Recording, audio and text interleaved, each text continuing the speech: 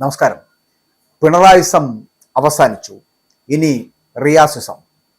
പ്രതിപക്ഷ നേതാവാകാൻ മുഹമ്മദ് റിയാസ്. കേരളക്കരയിൽ ആഞ്ഞടിച്ച UDF സുനാമിയിൽ LDF കൂടാരം അപ്പാടെ തകർന്നടിഞ്ഞപ്പോൾ നിയമസഭയിലെ പ്രതിപക്ഷ നിരയെ ഇനി ആര് നയിക്കുമെന്ന ഗൗരവതരമായിട്ടുള്ള ചർച്ച കേരളത്തിൽ സജീവമാകുന്നുണ്ട്. ആരാകും പുതിയ മുഖ്യമന്ത്രി എന്നതുപോലെ തന്നെ ആരാകും പുതിയ പ്രതിപക്ഷ നേതാവ് എന്ന ചർച്ചകൾ ആരംഭിച്ചിരിക്കുകയാണ് പാർട്ടിയിലും മുന്നണിയിലും. കഴിഞ്ഞ 10 വർഷക്കാലം നിയമസഭയിൽ LDFനെ നയിച്ച് പിണറായി വിജയനായിരുന്നു എന്നുള്ള കാര്യത്തിൽ തർക്കമില്ലല്ലോ. എന്നാൽ പ്രതിപക്ഷത്തിരിക്കുമ്പോൾ പിണറായി നായകനായി തുടരുമോ എന്ന ചോദ്യമാണ് ശേഷിക്കുന്നത്. 102 സീറ്റുകളുമായിട്ട് UDF അധികാരത്തിലെത്തുമ്പോൾ 35 സീറ്റുകൾ മാത്രമാണ് LDFനുള്ളത്. അവിടെ ഒരു പ്രതിപക്ഷ നേതാവാകാൻ പിണറായി വിജയൻ തയ്യാറാകുന്നില്ല. പകരം ആ പദവി ഒഴിയുന്നു, MLA സ്ഥാനം വരെ രാജിവെക്കാൻ തയ്യാറാകുന്നു. പകരം ആര് എന്നുള്ള ചോദ്യത്തിന് ഒരേ ഒരു ഉത്തരം മാത്രമാണ് പിണറായി വിജയന്റെ മനസ്സിലുള്ളത്. അത് മറ്റാരുമല്ല, മുഹമ്മദ് റിയാസ് ആണ്. ചങ്കൂറ്റമുള്ളവർ നയിക്കട്ടെ, അത്തരത്തിൽ പുതിയൊരു തലമുറ ഈ പരാജയങ്ങളിൽ നിന്ന് വിജയത്തിലേക്ക് വലിയ പ്രതീക്ഷകളോടുകൂടി പടുത്തുയർത്തട്ടെ എന്നുള്ളൊരു സിദ്ധാന്തം മുന്നോട്ട് വെക്കുന്നു. പക്ഷേ അതിനെ ഏറ്റെടുക്കുവാൻ കേന്ദ്ര കമ്മിറ്റി തയ്യാറാണോ, അല്ലെങ്കിൽ കേന്ദ്ര നേതൃത്വം തയ്യാറാണോ എന്നുള്ള ചോദ്യം മാത്രമാണ് മുൻപിലുള്ളത്. വലിയ തിരിച്ചടി നേരിട്ട LDFനെ സഭയിൽ ഇനി ആര് നയിക്കുമെന്ന ചോദ്യം വരുമ്പോൾ ആദ്യത്തെ പേര് പിണറായി വിജയന്റെ തന്നെയായിരുന്നു. പക്ഷേ മുഖ്യമന്ത്രിയായി 10 വർഷം നയിച്ച പോളിറ്റ് ബ്യൂറോ അംഗം കൂടിയാണ് പിണറായി വിജയൻ. എന്നാൽ LDFന്റെ വലിയ തിരിച്ചടിയുടെ ഉത്തരവാദിത്തം ഏറ്റെടുത്ത് അദ്ദേഹം പ്രതിപക്ഷ നേതാവ് സ്ഥാനം ഏറ്റെടുക്കില്ല. അദ്ദേഹം അങ്ങനെ തയ്യാറായാൽ പോലും അടുത്ത മന്ത്രിസഭയുടെ ആദ്യ വർഷങ്ങളിൽ പിണറായി തന്നെ ഇതിനെ നയിക്കുന്ന ഒരു സാഹചര്യം ഉണ്ടാകും. പക്ഷേ ആ സാധ്യത എന്ന് പറയുന്നത് കുറച്ച് ദിവസത്തേക്ക് മാത്രമായിരിക്കും. KN ബാലഗോപാലിനടക്കം അതിന് സാധ്യത ഉണ്ടെങ്കിൽ കൂടിയും ഈ മുഖ്യമന്ത്രി എന്ന് പറയപ്പെടുന്ന പഴയ മുഖ്യമന്ത്രി, മുൻ മുഖ്യമന്ത്രിയായിട്ടുള്ള പിണറായി വിജയൻ ഇപ്പോഴത്തെ MLA പദവി കൂടി രാജിവെച്ച് മുന്നോട്ട് പോയാൽ അതിനർത്ഥം പിണറായിസം അവസാനിക്കുന്നു, പകരം മുഹമ്മദ് റിയാസിസം ഇവിടെ ആരംഭിക്കട്ടെ എന്നുള്ളതാണ്. മുഖ്യമന്ത്രി പിണറായി വിജയൻ ധർമ്മടത്ത് നിന്ന് സഭയിലെത്തുന്നു. ഒരു രണ്ടാം ഊഴക്കാരനായിട്ടുള്ള മുഖ്യമന്ത്രിക്ക് പ്രതിപക്ഷ നേതാവിന്റെ കുപ്പായം എത്രത്തോളം ഇണങ്ങുമെന്ന കാര്യത്തിൽ CPM-ൽ തന്നെ ഭിന്നാഭിപ്രായമുണ്ട്. ഈ സാഹചര്യത്തിലാണ് മുൻ ധനമന്ത്രി KN ബാലഗോപാലിന്റെ പേര് സജീവമായിട്ട് ഉയർന്നത്. പക്ഷേ അങ്ങനെ ഉയർന്നു കേൾക്കുമ്പോഴും മുഖ്യമന്ത്രിയുടെ മനസ്സിലെ മോഹവും താല്പര്യവും എന്ന് പറയപ്പെടുന്നത് മുഹമ്മദ് റിയാസ് ആണ്. മന്ത്രിസഭയിലെ 13 പ്രമുഖർ വൻ തരംഗത്തിൽ വീണപ്പോൾ കൊട്ടാരക്കരയിലെ കടുത്ത പോരാട്ടത്തിൽ വിജയക്കൊടി പാറിക്കുവാൻ ബാലഗോപാലൻ സാധിച്ചു എന്നത് അദ്ദേഹത്തിന്റെ വ്യക്തിപരമായിട്ടുള്ള കരുത്തായിട്ട് പാർട്ടി കാണുന്നുണ്ട്. CPM കേന്ദ്ര കമ്മിറ്റി അംഗമെന്ന നിലയിലുള്ള രാഷ്ട്രീയ പാരമ്പര്യവും സഭയിലെ സാമ്പത്തിക ഭരണ വിഷയങ്ങൾ കൈകാര്യം ചെയ്യുവാനുള്ള മികവും ബാലഗോപാലിന് മുൻതൂക്കം നൽകുമ്പോൾ രാജ്യസഭാ അംഗമായും ബാലഗോപാൽ തിളങ്ങിയിട്ടുണ്ട് എന്നുള്ളത് പ്രത്യേകതയാണ്. KK ശൈലജയുടെ അപ്രതീക്ഷിതമായിട്ടുള്ള വീഴ്ച കൂടിയായതോടെ പരിചയ സമ്പന്നരായിട്ടുള്ള നേതാക്കളുടെ പട്ടികയിൽ ആരുമില്ലാതായി. അപ്പോഴാണ് ബാലഗോപാലിന് നറുക്ക് വീഴുന്നത്. പക്ഷേ പിണറായിക്ക് അത് സമ്മതിക്കാൻ കഴിയില്ല. മറ്റൊന്ന് സെക്രട്ടേറിയറ്റ് അംഗമായിട്ടുള്ള സജി ചെറിയാനാണ്. സജി ചെറിയാൻ വിജയതീരം കണ്ടിട്ടുണ്ട് എങ്കിലും എല്ലാവരെയും ഒന്നിപ്പിച്ച് കൊണ്ടുപോകുവാനുള്ള ബാലഗോപാലിന്റെ നയതന്ത്രപരമായിട്ടുള്ള സമീപനം അദ്ദേഹത്തിനില്ല. പിണറായി വിജയന്റെ ശൈലിയോട് പലപ്പോഴും മൃദുവായിട്ടുള്ള വിയോജിപ്പുകൾ പ്രകടിപ്പിച്ചും സ്വന്തം മണ്ഡലത്തിൽ അടിത്തറ നിലനിർത്തിയും വിജയിച്ച ബാലഗോപാലിനെ മുൻനിർത്തി മുന്നോട്ട് പോകുവാൻ തന്നെയായിരിക്കും ഒരു വിഭാഗങ്ങൾ നേതാക്കളുടെ നീക്കം. പക്ഷേ അതിന് പിണറായി വിജയൻ തയ്യാറല്ല. പാർട്ടിയുടെ കണ്ണിലെ കൃഷ്ണമണിയായിട്ടുള്ള കണ്ണൂർ ജില്ലയിലെ പരാജയം CPM-നെ സംബന്ധിച്ചിടത്തോളം അചിന്തനീയമാണ്.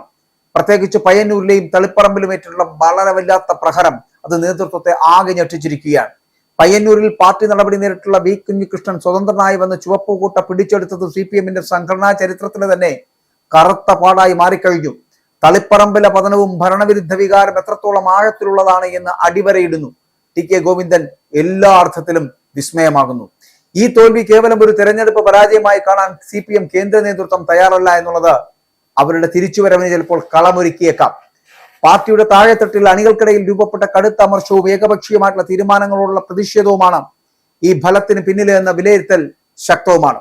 ഒരു കാലത്ത് ഉറച്ചു നിന്ന വോട്ട് ബാങ്കുകളിൽ ഇത്തവണ വൻതോതിൽ വിള്ളലുണ്ടായത് പാർട്ടിയുടെ ഭാവിയെ സംബന്ധിച്ച് വലിയ ആശങ്ക ഉണ്ടാക്കുന്നതാണ്. കേരളത്തിലെ പാർട്ടിയെ അടിമുടി മാറ്റുവാനുള്ള ശുദ്ധീകരണ പ്രക്രിയയ്ക്ക് കേന്ദ്ര നേതൃത്വം പച്ചക്കൊടി കാട്ടാൻ പോകുന്നു. MA ബേബിയുടെ നേതൃത്വത്തിൽ കേരളത്തിലെ പാർട്ടിക്കുള്ളിൽ ഇടപെടലുകൾ നടത്തുവാൻ ആലോചിക്കാൻ പോകുന്നു. പിണറായി വിജയന്റെ നേതൃത്വത്തിലുള്ള ശൈലിയെ പരസ്യമായിട്ട് ചോദ്യം ചെയ്യാൻ പലരും മടിച്ചു നിന്ന കാലം അവസാനിച്ചു എന്നുള്ള സൂചനകൾ MA ബേബി നൽകി തുടങ്ങുന്നു. ഭരണസിരാ കേന്ദ്രത്തിൽ നിന്ന് ലഭിച്ച തിരിച്ചടിക്ക് പിന്നിൽ മുഖ്യമന്ത്രിയുടെ ഓഫീസുമായി ബന്ധപ്പെട്ട വിവാദങ്ങളും ക്ഷേമ പെൻഷൻ മുടങ്ങിയതും വലിയ കാരണങ്ങളായി നിരീക്ഷകരടക്കം കാണുന്നു. സഭയിൽ സർക്കാരിനെ പ്രതിരോധിക്കാൻ ആർജവമുള്ള നേതാക്കളുടെ അഭാവം CPM-നെ അലട്ടുന്ന കാര്യമാണ്. അതുകൊണ്ട് തന്നെ ജനകീയനായിട്ടുള്ള ഒരു പ്രതിപക്ഷ നേതാവ് ഉണ്ടാകേണ്ടത് അനിവാര്യതയായി മാറുകയാണ്. CPI ഉൾപ്പെടെയുള്ള ഘടകകക്ഷികളും കനത്ത തോൽവിയിലാണ്. 3 മന്ത്രിമാർ ജയിച്ചുവെങ്കിലും CPIക്ക് പഴയ പ്രതാപം വീണ്ടെടുക്കുവാൻ കഴിഞ്ഞിട്ടില്ല.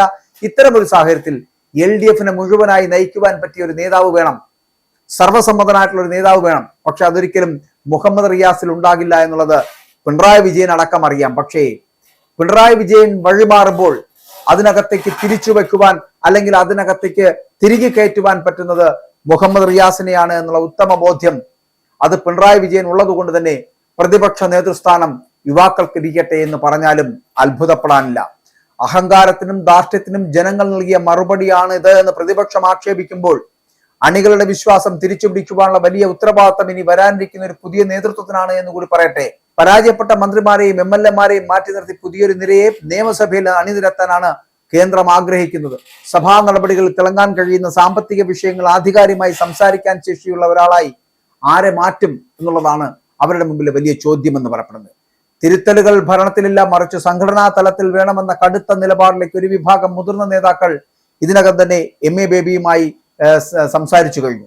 അങ്ങനെയാണെങ്കിൽ വലിയ പ്രതീക്ഷ വച്ച് പുലർത്തുന്നുണ്ട്. വരും ദിവസങ്ങളിലൊക്കെ AKG സെന്ററിൽ ചേർന്ന പാർട്ടി സംസ്ഥാന കമ്മിറ്റി യോഗമൊക്കെ ഈ നിർണായകമായിട്ടുള്ള തീരുമാനങ്ങളിലേക്ക് എത്തും. അവിടെ പ്രതിപക്ഷ നേതാവിനെ സംബന്ധിച്ചുള്ള വ്യക്തമായിട്ടുള്ള തീരുമാനം ഉണ്ടാകും.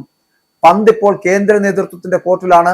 ഡൽഹിയിൽ നിന്നുള്ള നിർദ്ദേശങ്ങൾക്കനുസരിച്ച് കേരളത്തിൽ പാർട്ടിയുടെ ഭാവിയും പ്രതിപക്ഷ നേതൃസ്ഥാനവും ഒക്കെ നിശ്ചയിക്കപ്പെടുക തന്നെയും.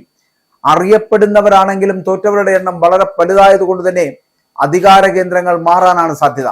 ചുവപ്പൻ കോട്ടകൾ തകർന്നത് വെറും ഒരു അപകടമായി തള്ളിക്കളയാതെ കൃത്യമായ സർജറിയിലൂടെ പാർട്ടിയെ വീണ്ടെടുക്കുവാനുള്ള ശ്രമങ്ങൾക്കാണ് കേരളം ഇനി സാക്ഷ്യം വഹിക്കേണ്ടത്. പുതിയ നായകൻ ആരായാലും സഭയിൽ കരുത്തുറ്റ പ്രതിപക്ഷമായി മാറാൻ ഇടതുപക്ഷത്തിന് കഠിനാധ്വാനം ചെയ്യേണ്ടി വരുമെന്നുള്ള കാര്യത്തിൽ തർക്കമില്ല. പിണറായിസം ആ യുഗം ഇവിടെ അവസാനിക്കട്ടെ. ഇനി റിയാസിസമാണെങ്കിലും ബാലഗോപാലിസമാണെങ്കിലും തുടരട്ടെ. പ്രതിപക്ഷ നേതാവാകാൻ മുഹമ്മദ് റിയാസ് കച്ചകെട്ടി ഇറങ്ങുമ്പോൾ ഒന്നോർക്കുക, പിണറായിയെ പോലെ ആകരുത്. ആയാൽ പിന്നെ ഈ പാർട്ടി പോലും ഉണ്ടാകില്ല.